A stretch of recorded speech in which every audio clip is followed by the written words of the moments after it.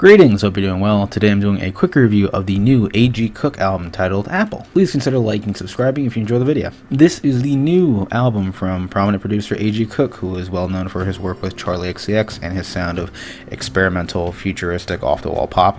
This is his second album of the year after the release of 7G in July, a 7-disc, 49-track album with each disc featuring their own musical motif. I ended up liking the album. I thought it was solid and that there were a lot of creative ideas to make up for the bloat of the album, especially on the extreme vocals disc. I wasn't expecting another one to come out so soon, but I guess since the last album had near 50 tracks, there was bound to be more material that was created during the production cycle, enough so to justify another album. There are some wonky and wild experimental tracks on here, as to be expected, but there's a big lean towards these electro-acoustic like pop ballads, and in my opinion most of them are incredibly aimless and dull because of how creatively and materially barren they are. The opening track really does not do itself any favors to introduce the album. The backing guitars sound nice, and I think the send-off is interesting, but the singing is benign and the melody here is so brittle. Same goes for tracks like Beautiful Superstar, which drags on for way too long.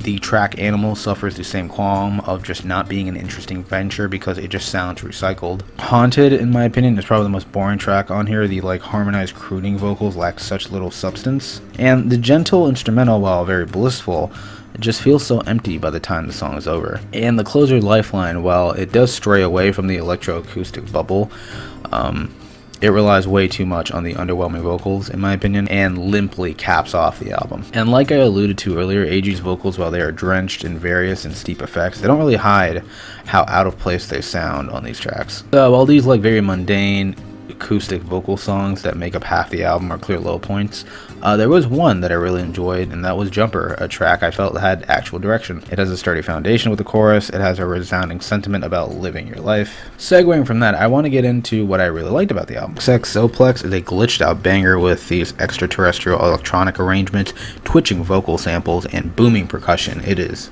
so good. AIRHEAD has an ear-crushing intro that leads into a very glistening, shiny, esoteric pop piece. The high-pitched vocal melodies are sweet, and the rapid-fire send-off is fantastic.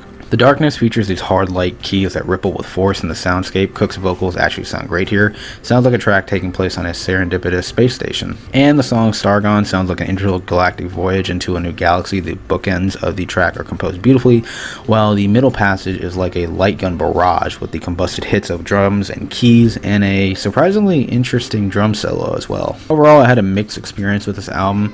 The more forward-thinking and hyperbolic half of tracks where Cook sounds like he is in his element is great, but it is jarring to hear the other half that is so unfocused and sloppy. There's potential there for these weaker tracks to shine, but need more polish and time to develop in order to really refine these song ideas going forward. I do recommend it if you are a fan of Charlie XCX, Sophie, or any other PC musician. I think you'll like this quite a bit, but for me, it's okay. I'd give it a